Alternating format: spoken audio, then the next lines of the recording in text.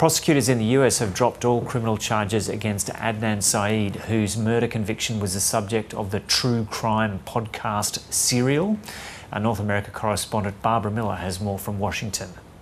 Many people who listened to that podcast became interested in this case, and many of them became convinced that Adnan Syed, who was convicted when he was just 17 years old of murdering his former high school girlfriend, Hae-Min, was innocent. But despite repeated attempts by his legal representatives, his conviction held. That was until 3 weeks ago, when after a reinvestigation of the case, prosecutors in Baltimore and the state of Maryland vacated the conviction. Adnan Syed, who's in his early 40s now, was then almost immediately released to cheers of his family and supporters. He's been under house arrest for the past few weeks as prosecutors have been considering whether to drop all the charges against him. That's what they have now announced today. And they said that key to that decision was further DNA analysis using techniques that weren't available in the year 2000 when he was convicted. That was the year after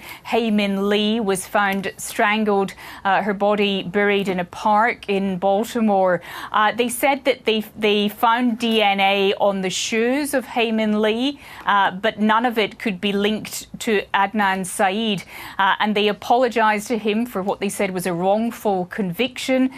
He will now be released from house arrest. They've also apologised to the family of the murder victim, Hae-Min.